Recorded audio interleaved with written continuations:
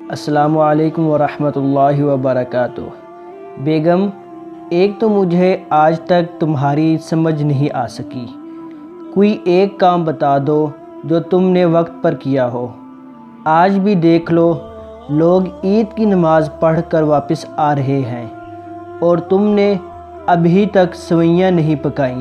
بچوں کو کپڑے بعد میں بھی پہنائے جا سکتے تھے۔ بچوں کو چھوڑو اور جلدی سے میٹھی میٹھی سوئیاں تیار کرو۔ نماز میں نہیں پڑھتا، روزے میں نے نہیں رکھے، تراویح میں نے نہیں پڑھی، عید کی نماز شیو بنانے میں گزر گئی، اب سوئیاں بھی نہ کھاؤں تو کیا کافر ہو کر مروں؟ بے شمار لوگوں کی طرح میں بھی موسیقی سے لطف اندوز ہونے والا، ڈراموں اور فحش فلموں کا دل دادا، ایک نام نہاد پیدائشی مسلمان تھا۔ رات کو دیر سے سونا، صبح دیر سے اٹھنا، کچے پکے سگریٹ پینا، بینک سے ہر نئے ماڈل کی گاڑی نکلوانا، بڑے بڑے پلازے اور بنگلے بنانا، گالیاں بکنا، ہر آتی جاتی عورت کو گھورنا، برے دوستوں کے ساتھ ہر قسم کا موج میلہ کرنا عام مشاغل تھے۔ ہر نیا اور بیہودہ فیشن ہمارے گھر سے نکلتا۔ حرام حلال کی سرے سے کوئی تمیز نہ تھی۔ سودی لین دین، کرکٹ پر جوا، انعامی بانڈ، لاٹری اور رشوت کی کمائی نے دنوں میں مجھے کروڑ پتی بنا دیا۔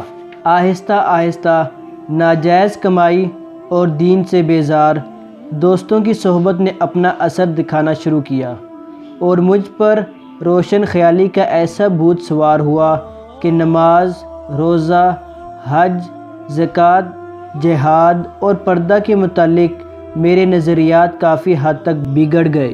داڑھی والوں سے تو مجھے شدید نفرت تھی، شدت پسند، تنگ نظر، بلکہ مجھے تو ہر داڑھی والا دہشت گرد نظر آتا۔ مولوی تو چاہتا ہے کہ مرد سارا دن مسجدوں میں بیٹھے رہیں اور عورتیں گھروں میں قید ہو جائیں، کوئی رنگینی نہ ہو، کوئی تفریح نہ ہو، سب لوگ بس انہی کی طرح گھٹن والی زندگی گزار کر مر جائیں۔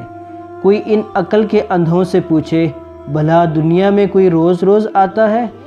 4 دن کی زندگی خوب عیاشی اور موج میلے کرو۔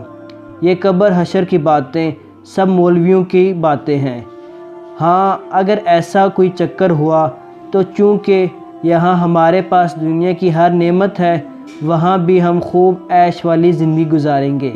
اتنی دولت اور بے پناہ آسائشیں ہونے کے باوجود زمین کبھی کبھی ملامت کرتا، حضرت صاحب یہ بناوٹی چہرے، جھوٹی مسکراہٹیں، کھوکھلے کہکے اور یہ چند روز عیش و عشرت کب تک؟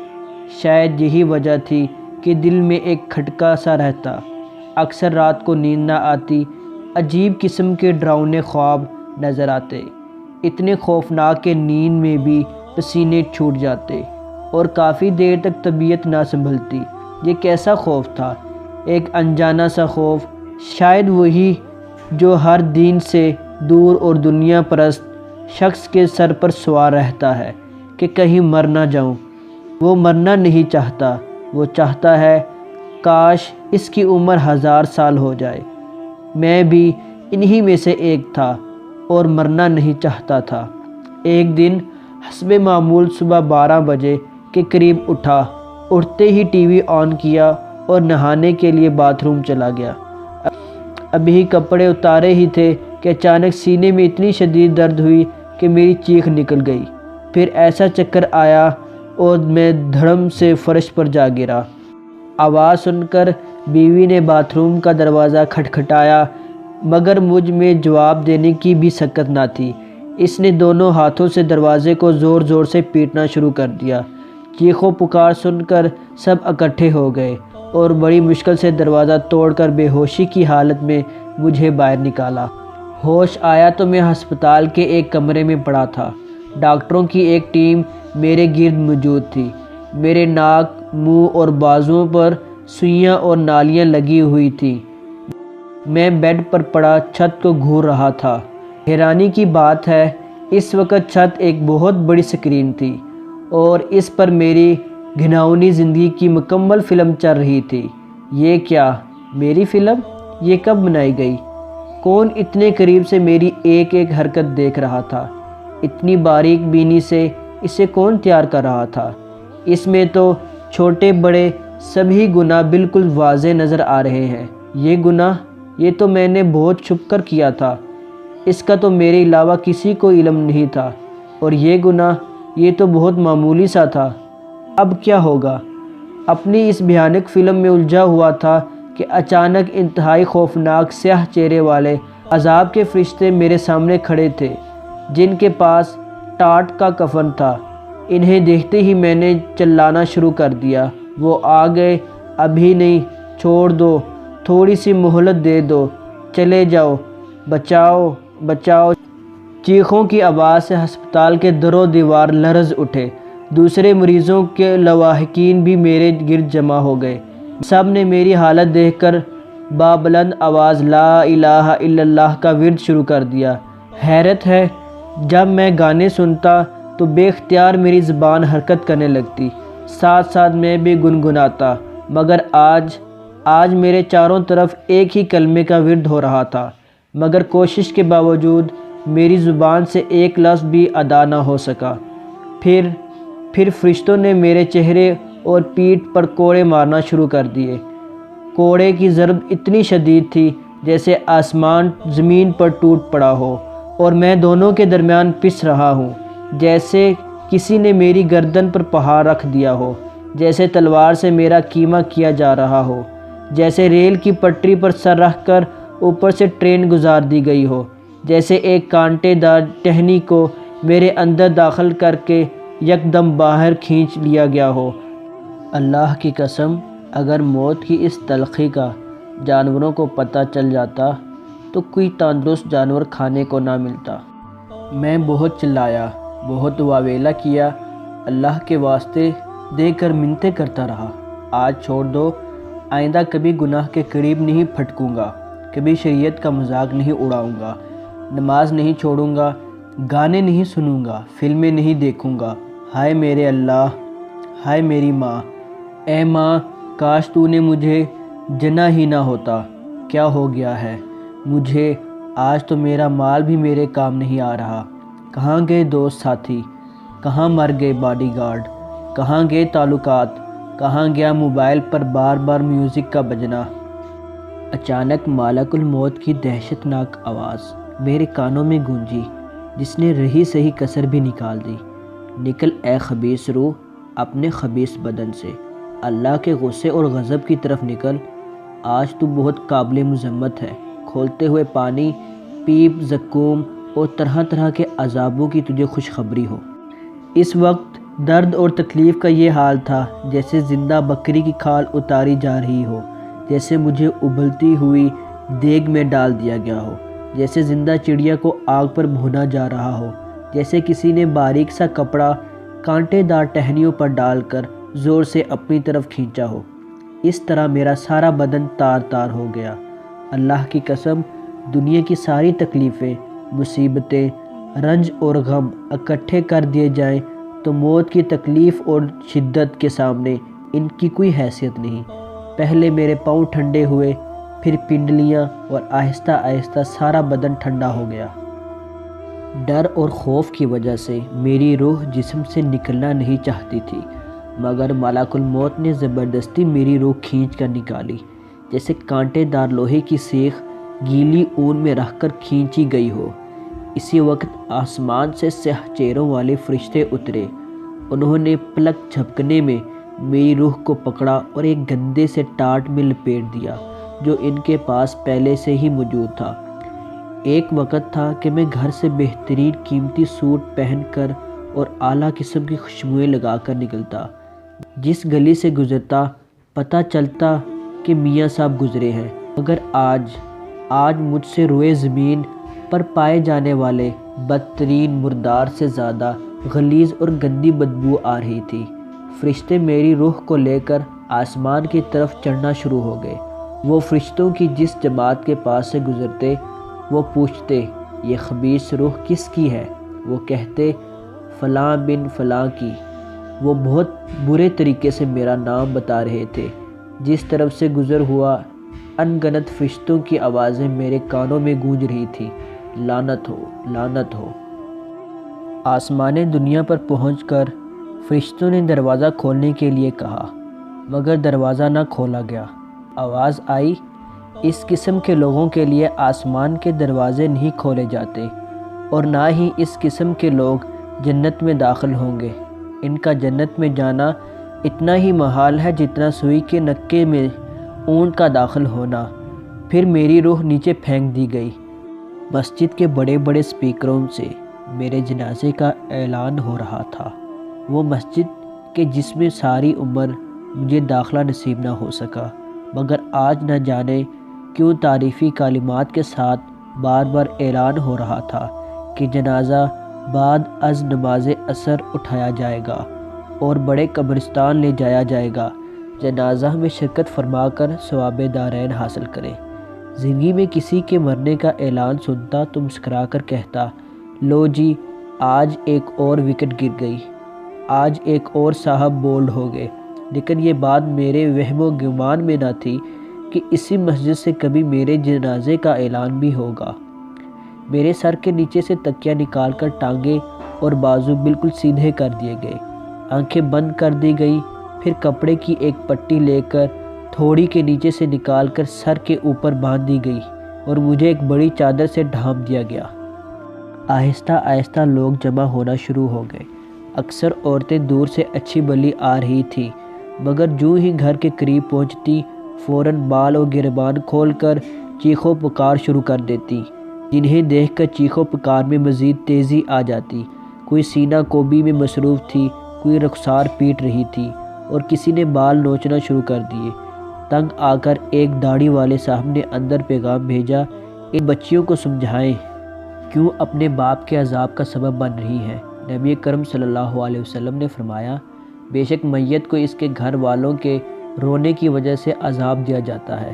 اللہ کے واسطے ان بین کرنے والیوں کو بتائیں کہ رسول اللہ صلی اللہ علیہ وسلم نے ان پر لعنت بھیجی ہے اور فرمایا کہ وہ ہم میں سے نہیں ہیں، بلکہ ایک حدیث میں تو اتنی سخت وعید آئی ہے کہ جسے سن کر شاید ان پر ابھی سکتہ طاری ہو جائے۔ نبی رحمت صلی اللہ علیہ وسلم نے فرمایا، نوحہ کرنے والی اگر مرنے سے پہلے توبہ نہ کرے تو اسے قیامت کے دن اسی حال میں کھڑا کیا جائے گا کہ اس پر پگھلے ہوئے تانبے کی قمیض اور خارش کا کرتا ہوگا۔ اسی دوران عصر کی اذان ہوئی۔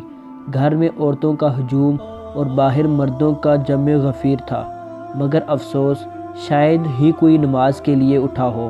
میں نے چیخ کر کہا، او بد نصیبو، او غافلو، مجھے چھوڑو، میں تو اپنے انجام کو پہنچ چکا، تم اپنی فکر کرو۔ عصر کا وقت جا رہا ہے، مگر کوئی ٹس سے مس نہ ہوا۔ میری چارپائی کے گرد گھر والوں اور رشتہ داروں کا ایک ہجوم تھا۔ میرا ایک ہاتھ چھوٹی اور دوسرا بڑی بیٹی نے اپنے اپنے گالوں کو لگا رکھا تھا، پاؤں کو چھوٹے بیٹے نے اپنی بازوؤں سے جکڑا ہوا تھا۔ میری بیوی بار بار میرے چہرے کی طرف دیکھ رہی تھی۔ میری ماں میرے چہرے پر ہاتھ پھیر رہی تھی۔ آخری مرتبہ میری ماں نے میرے ماتھے کو چوما اور پھر گہما گہمی سی ہو گئی۔ کوئی کفن خریدنے کے لیے کہہ رہا تھا، کوئی قبر کھودنے، کوئی لائٹ اور غسل کا بندوبست کرنے کے لیے شور مچا رہا تھا۔ غسل دینے کے لیے مولوی صاحب کو بلایا گیا۔ انہوں نے آتے ہی اندر پیغام بھیجا کہ تھوڑی دیر کے لیے کمرہ خالی کر دیں۔ میری بیوی سب کو کمرہ خالی کرنے کے لیے کہہ رہی تھی۔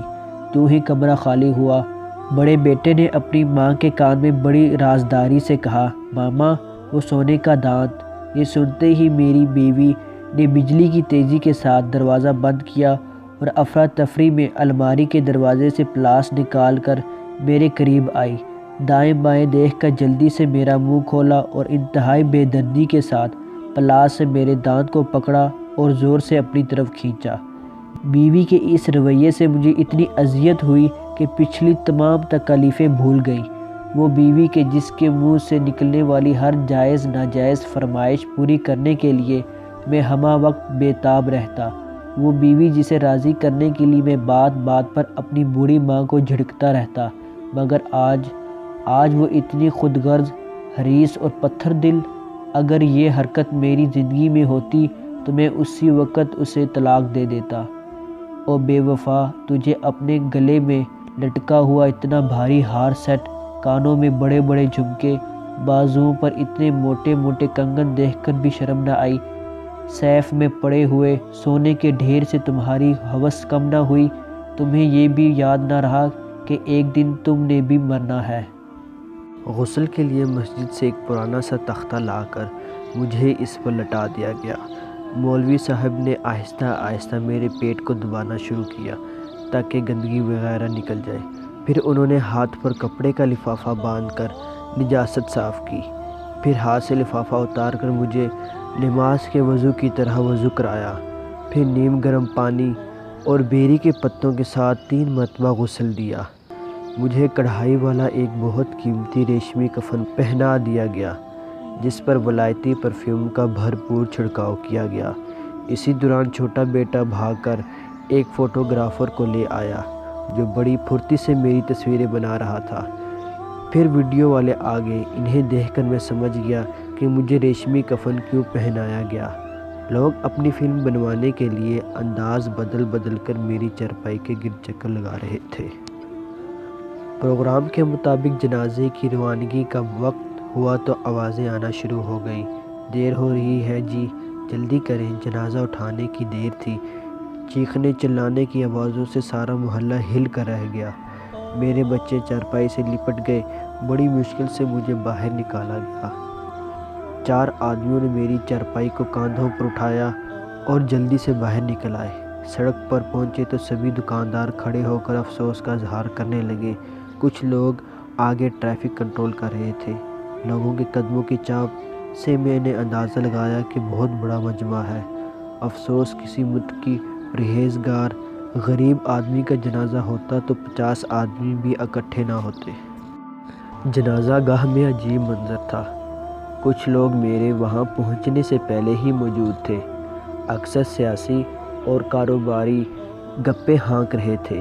مولوی صاحب نے دیکھا کہ لوگ فضول باتوں میں مشغول ہیں تو انہوں نے کھڑے ہو کر دنیا کی ناپائیداری اور آخرت کی تیاری کے متعلق بات کیا شروع کی جیسے شہد کی مکھیوں کے چھتے کو چھیڑ دیا ہو۔ اس وقت جنازہ گاہ مچھلی منڈی کا منظر پیش کر رہی تھی۔ کوئی ان کی بات سننے کو تیار نہ تھا۔ حضرت صاحب، آج جمعہ نہیں، اتوار ہے، وقت ضائع نہ کریں، دکان پر بھی جانا ہے۔ سب آ گئے ہیں، جلدی کریں، نماز شروع کریں۔ مجبوراً امام صاحب بیچارے خاموش ہو گئے۔ صفیں درست کی گئیں۔ بڑے بیٹے نے رسم دنیا نبھانے کے لیے آہستہ سی آواز نکالی جو شاید پہلی صف والے بھی ٹھیک طرح سے نہ سن سکے ہوں۔ بھائیو، اگر کسی کا قرض میرے باپ کے ذمہ ہو تو وہ بعد میں مجھ سے رابطہ کر سکتا ہے۔ مجھے ڈر تھا کہ اگر امام صاحب کو میرے قرض کے متعلق پتہ چل گیا تو وہ کہیں جنازہ پڑھانے سے انکار نہ کر دیں۔ امام صاحب نے اللہ اکبر کہا ہی تھا کہ ایک شخص کی زوردار آواز گونجی، ٹھہرو جی، کچھ لوگ اور آ گئے ہیں۔ امام صاحب نے ہاتھ باندھ لیے۔ افسوس، اتنے بڑے مجمع میں چند ایک ہوں گے جنہیں نماز جنازہ آتی ہو، ورنہ سبھی میری طرح تھے۔ بیچارے مارے شرم کے دائیں بائیں نظریں گھما رہے تھے اور سامنے لگے بورڈ کو جس پر نماز کا طریقہ لکھا ہوا تھا یوں گھور رہے تھے جیسے کچھ پڑھنے کی کوشش کر رہے ہوں۔ 4 تکبیر کہہ کر سلام پھیر لیا گیا اور ان بھائیوں کی جان میں جان آئی۔ جنازہ گاہ میں بہت سی ایسی ہستیاں موجود تھیں جو اس قابل تھیں کہ میرے ساتھ ان کی نماز جنازہ بھی پڑھا دی جاتی۔ آخری دیدار کے لیے میرے چہرے سے چادر ہٹائی گئی۔ بڑی بے ڈھنگی سی قطار میں لوگ میرا چہرہ دیکھ کر آگے بڑھنے لگے۔ کوئی اپنے کانوں کو ہاتھ لگاتا، کوئی آسمان کی طرف منہ کر کے کہتا، یا اللہ معاف کر دے۔ اسی لمحے میں ہر کوئی میرے بیٹوں کو ڈھونڈ رہا تھا تاکہ اپنی حاضری لگوا سکے۔ پھر میرے جنازے کو کاندھوں پر اٹھا کر سب نے قبر کی طرف جو پہلے سے تیار تھی چلنا شروع کر دیا۔ پھولوں کی دکان سے کچھ رشتہ داروں نے گلاب کے ہار لیے اور کچھ پتیاں لفافے میں ڈال کر لے آئے۔ مجھے قبر میں اتار کر میرے اوپر مٹی ڈالی جانے لگی۔ بعض خیر خواہ ساتھ والی قبروں کی مٹی بھی مجھ پر ڈال رہے تھے۔ اس طرح مجھے منو مٹی تلے دبا دیا گیا۔ سب اپنے اپنے گھروں کو چلے گئے۔ ہر طرف خاموشی چھا گئی۔ میں سب کے جوتوں کی آواز سن رہا تھا۔ میں مطمئن تھا کہ جتنی سزا مجھے ملنی تھی مل چکی، اب قبر میں آرام سے پڑا رہوں گا۔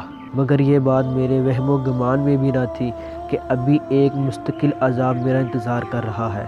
ایسا دردناک عذاب اللہ کسی دشمن کو اس کی ہوا بھی نہ لگے۔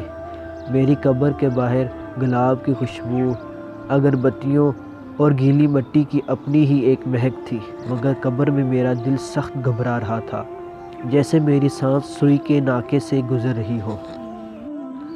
قبر نے عجیب طریقے سے میرے ساتھ شکوہ کیا، اے غافل انسان، تو دنیا میں مگن تھا، مگر کوئی دن ایسا نہیں گزرا جس دن میں نے تجھے آواز نہ دی ہو۔ میں وحشت کا گھر ہوں، میں تنہائی کا گھر ہوں، میں خاک کا گھر ہوں، میں کیڑوں کا گھر ہوں۔ جتنے لوگ میری پشت پر چلتے تھے، میرے نزدیک ان سب سے زیادہ قابل نفرت تو تھا، جبکہ آج میں تجھ پر حاکم بنا دی گئی ہوں اور تو میری طرف مجبور کر دیا گیا ہے۔ آج تو دیکھے گا کہ میں تیرے ساتھ کیسا برا سلوک کرتی ہوں۔ اسی دوران سیاہ رنگ کے دو فرشتے میری قبر میں آئے۔ ایک کا نام منکر اور دوسرے کا نام نکیر تھا۔ تانبے کے دیچکے کے برابر بڑی بڑی نیلی آنکھیں جن میں چمک تھی، اور دانت گائے کے سینگ کے برابر تھے۔ وہ اپنے دانتوں سے زمین کو اکھیڑتے ہوئے میری قبر میں آئے۔ ان کی آواز میں گرجنے والے بادلوں جیسی کڑک تھی۔ انہوں نے مجھے اٹھا کر بٹھا دیا۔ مت پوچھیں اس وقت میری کیا حالت تھی۔ میں تھر تھر کانپ رہا تھا۔ انتہائی غضبناک لہجے میں بولے، من ربو کا۔ حیرانی کی بات ہے کہ زندگی میں شاید کبھی میں نے کوئی قرآنی آیت یا حدیث سنی ہو، لیکن مجھے عربی کی صحیح سمجھ آ رہی تھی کہ یہ پوچھ رہے ہیں تیرا رب کون ہے۔ میں نے جواب دینے کی بجائے عجیب قسم کی بھڑکیں مارنا شروع کر دی، جیسے کسی کو شیطان نے چھو کر باولا کر دیا ہو۔ ہاں لا ادری، ہاں میں نہیں جانتا۔ مزید سختی سے بولے، من نبیو کا، تیرا نبی کون ہے؟ دوبارہ میں نے وہی جواب دیا۔ پھر پوچھا، ما دینک، تیرا دین کیا ہے؟ بدقسمتی سے اس مرتبہ بھی میری زبان سے وہی الفاظ جاری ہوئے۔ آسمان سے آواز آئی، ان کذاب، کہ یہ جھوٹا ہے۔ اس کا بستر آگ کا بچھا دو، اسے آگ کا لباس پہنا دو، اس کے لیے دوزخ کی طرف دروازہ کھول دو۔ یہ آواز آنے کی دیر تھی کہ اسی وقت میری قبر میں لو اور گرمی آنا شروع ہو گئی، اور قبر اتنی تنگ ہو گئی کہ اس کی دیواریں مجھے بار بار شکنجے کی طرح اپنے درمیان جکڑنے لگیں، اور ہر بار میری پسلیاں دوسری طرف کی پسلیوں میں دھنس گئیں۔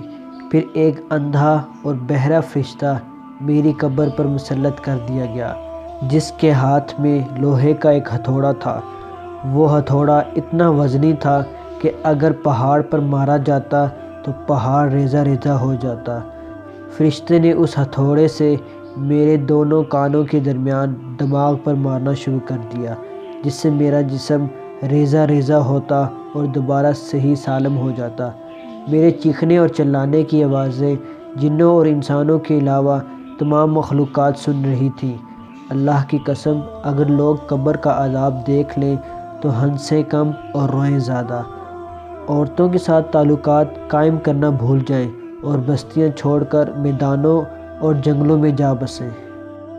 زندگی میں بہت گناہ کیے، ان کی سزا بھی پا رہا ہوں، مگر ایک گناہ کی سزا پر مجھے بہت دکھ ہوا۔ اتنا چھوٹا گناہ اور اتنا بڑا عذاب، ایک معمولی سی لاپرواہی اور اتنا عبرتناک انجام، صرف اس لیے کہ میں کھڑے ہو کر پیشاب کرتا اور اس کے چھینٹوں سے بچنے کا اہتمام نہیں کرتا تھا۔ اچانک ایک ایسا منظر دکھایا گیا کہ جسے دیکھ کر میری خوشی کی انتہا نہ رہی۔ جنت کے دروازوں میں سے ایک دروازہ کھول کر جنت کی نعمتوں کی ایک جھلک دکھائی گئی، اور بتایا گیا کہ یہ ہے وہ جنت جس سے اللہ نے تمہارے کفر یا نفاق کی وجہ سے تمہیں محروم کر دیا۔ اگر تو نے اللہ اور اس کے رسول صلی اللہ علیہ وسلم کی اطاعت کی ہوتی تو تیری جگہ یہاں ہوتی۔ اس بات نے میری ندامت اور ہلاکت میں اور اضافہ کر دیا۔ پھر یہ خوشی اس وقت مایوسی میں بدل گئی جب جہنم کے دروازوں میں سے ایک دروازہ کھول کر مجھے میری قیامگاہ دکھائی گئی اور بتایا گیا کہ یہ ہے آگ میں تیری جائے قیام اور دوسرے عذاب جو اللہ تعالیٰ نے تیرے لیے تیار کر رکھے ہیں۔ اس منظر نے بھی میری حسرت اور ندامت میں اور اضافہ کیا۔ یہاں میں نے بہت کچھ برداشت کیا اور اب بھی کر رہا ہوں، مگر ایک بات جس نے دن رات مجھے پریشان کر رکھا ہے کہ اے اللہ، قیامت والے دن یہ ذلیل اور مکروہ چہرہ لے کر کس طرح تیرے حضور حاضری دوں گا؟ اپنے ان گھنونے جرائم کا تجھے کیا جواب دوں گا؟ قبر میں تو کوئی دیکھنے والا نہیں کہ یہاں میرے ساتھ کیا ہو رہا ہے، مگر میدان حشر میں تو ساری امتیں ہوں گی، سارے انبیاء کرام ہوں گے، خصوصاً محسن انسانیت سیدنا محمد صلی اللہ علیہ وسلم بھی موجود ہوں گے۔ کیا سوچیں گے میرے بارے میں؟ کاش کوئی بہن یا بھائی میرا یہ پیغام میری اولاد کو پہنچا دے۔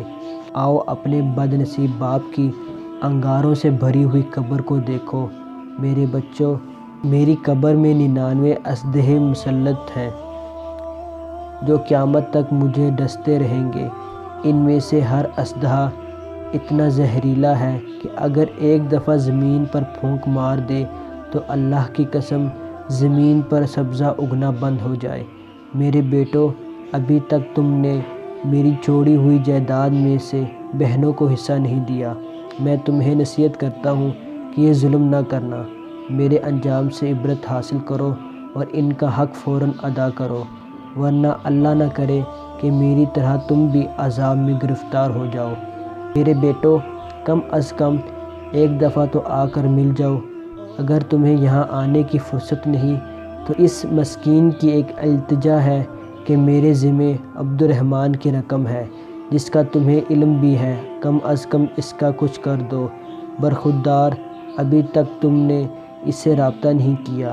تمہیں یاد ہوگا کہ تم نے جنازہ گاہ میں اعلان بھی کیا تھا، وہاں اس بیچارے نے مناسب نہ سمجھا کہ رقم کے بارے میں تم سے بات کرے۔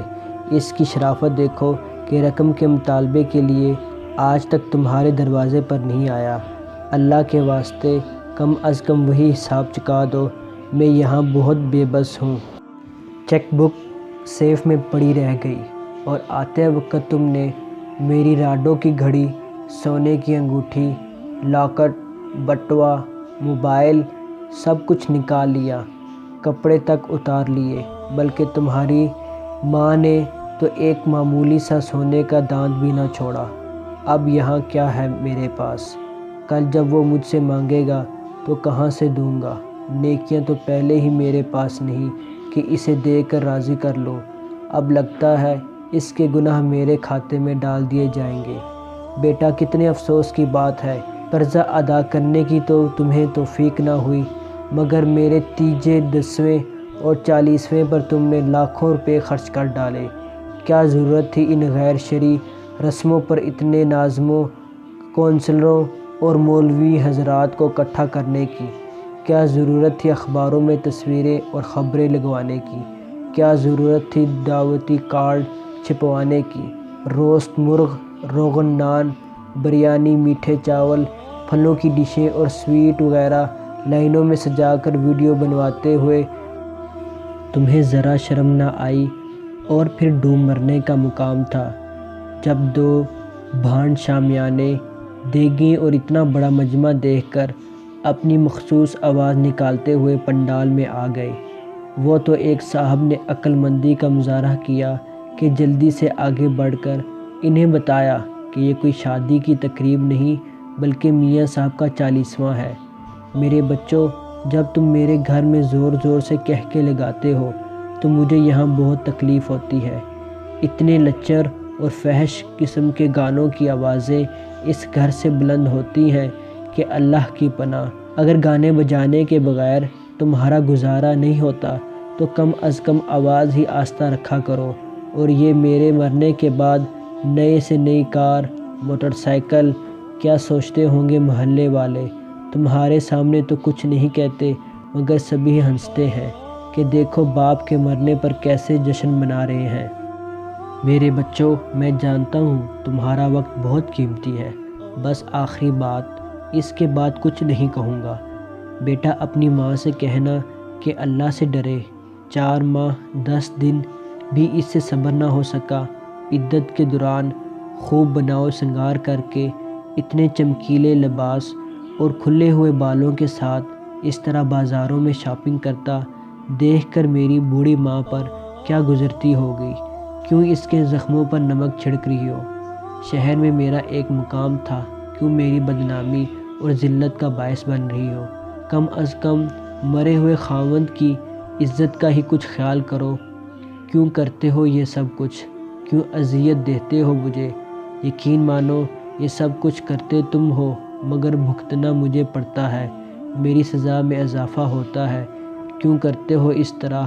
آخر میں تمہارا باپ ہوں۔ جو سلوک تم میرے ساتھ کر رہے ہو، اس طرح تو کوئی شریف ہمسایہ بھی نہیں کرتا۔ تم تو میری اولاد ہو، باپ سمجھ کر نہیں تو کم از کم ایک ہمسائے جتنی حیثیت تو دو۔ زندگی میں تم ابا جان ابا جان کہتے ہوئے تھکتے نہیں تھے۔ تمہیں ہی پالنے کے لیے دن رات حرام کماتا رہا، مگر آج تم سب نے منہ موڑ لیا، صرف اس لیے کہ اب میرے پاس دولت نہیں ہے۔ تمہارا ستیہ ناس۔ ڈرائنگ روم میں اتنی بڑی تصویر ہار ڈال کر سجا رکھی ہے، کس کو دکھانے کے لیے؟ جاؤ، میں تمہیں جائیداد سے آگ کرتا ہوں۔ اللہ تمہارے جیسی اولاد کسی کو نہ دے۔ افسوس، صد افسوس، میں نے اولاد کے لیے سب کچھ کیا، مگر ان کی تربیت کے لیے کچھ نہ کیا۔ میں کہتا تھا بچے بڑے ہو کر کیا کہیں گے کہ پاپا نے ہمارے لیے کوئی جائیداد بھی نہ بنائی۔ افسوس، اگر ان کی تربیت اللہ اور اس کے رسول صلی اللہ علیہ وسلم کے بتائے ہوئے طریقوں کے مطابق کرتا تو آج یہی اولاد میرے لیے صدقہ جاریہ ہوتی۔ اس وقت اگر کوئی مجھے سمجھاتا کہ اولاد کو قرآن کی تعلیم بھی دلاؤ تو میں کہتا میں نے انہیں افسر بنانا ہے، ملا نہیں۔ ہائے افسوس، اچھے افسر تو بن گئے مگر اچھے مسلمان نہ بن سکے۔ کم از کم ایک بیٹی کی اچھی تربیت کر دیتا تو یقیناً میرے لیے جنت میں داخلے کا سبب بن جاتی، مگر اب پچھتانے سے کیا فائدہ؟ جیسا کرو گے ویسا بھرو گے۔ مجھ جیسے بدکار اور ماں باپ کے نافرمان کا یہی حال ہونا چاہیے تھا۔ میرے بچوں، میں تمہیں وصیت کرتا ہوں کہ ہر وقت اللہ سے ڈرتے رہنا، شرک نہ کرنا، رسول اللہ صلی اللہ علیہ وسلم کی ایک ایک ادا پر مر مٹنے والے بن جانا، ہر فرض نماز کے بعد قبر کے عذاب سے پناہ مانگنا نہ بھولنا، والدین کا ادب و احترام کرنا، بچوں کی تربیت قرآن و سنت کے مطابق کرنا، برے دوستوں سے بچنا اور میرے انجام سے سبق حاصل کر کے ابھی سے یہاں آنے کی تیاری شروع کر دینا۔ اور یاد رکھو، بڑھاپا آنے سے پہلے جوانی میں کچھ کر لو، بیماری آنے سے پہلے تندرستی میں کچھ کر لو، تنگی آنے سے پہلے خوشحالی میں کچھ کر لو، مصروفیت آنے سے پہلے فرصت میں کچھ کر لو، اور موت آنے سے پہلے زندگی میں کچھ کر لو، ورنہ میری طرح تم بھی پچھتاؤ گے، پچھتاؤ گے، بہت پچھتاؤ گے۔ میں تمہیں اللہ کا واسطہ دیتا ہوں، سستی نہ کرنا، یہ دنیا دھوکے کا گھر ہے، میری طرح تم بھی اس کے دھوکے میں نہ آ جانا۔ میری طرف دیکھو، مجھے مرے ہوئے کتنا عرصہ گزر چکا، مگر جان نکلتے وقت جو تکلیف ہوئی تھی آج بھی محسوس کر رہا ہوں۔ اب تو ہر وقت یہی دعا کرتا ہوں، پروردگار ہر مسلمان مرد اور عورت کو موت کی سختیوں اور قبر کے عذاب سے محفوظ فرما، محفوظ فرما، محفوظ فرما۔ اے آسمان و زمین کے پیدا کرنے والے، تو ہی دنیا اور آخرت میں میرا کارساز ہے۔ مجھے اسلام کی حالت میں موت دینا اور مجھے نیکوں کے ساتھ ملا دینا۔